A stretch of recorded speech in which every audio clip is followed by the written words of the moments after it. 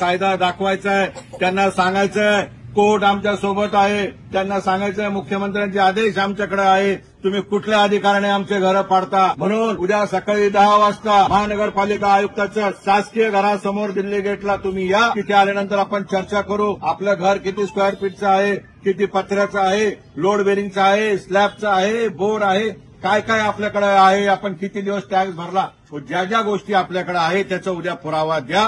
तो पुरावा तुमच्या वतीने घेऊन आपण एक महानगरपालिकेला पाठवू, एक माननीय मुख्यमंत्र्यांकडे पाठवू सरकारला, आणि वकील लावून कोर्टात दाखल करू आणि कोर्टाला विचारू, विनंती करू. एवढे हजारो लोकांचे माता भगिनींचे घरं आहेत, हे पुरावे आहेत. हे अतिक्रमण कसे अतिक्रमण म्हणता, एखादी सरकारी जमीन असेल तर त्याला देखील राज्य सरकार म्हणतं ज्यांनी अतिक्रमण केलं त्याला मोबदला द्या, त्याला घरं द्या. इथं आमचे हक्काचे बॉन्डचे गुड्डेवारीचे घरं, हे अतिक्रमण होऊ शकत नाही. कोणत्या एखाद्या बिल्डरला मोठा प्रकल्प करायला आम्ही रस्ता मोठा होऊन देणार नाही जोपर्यंत आम्हाला पैसे भेटत नाही. पीडीआरचा रेट पाडण्यासाठी, एखाद्या बिल्डरला मोठा करण्यासाठी बिना पैशाचं आम्ही घर होऊन देणार नाही.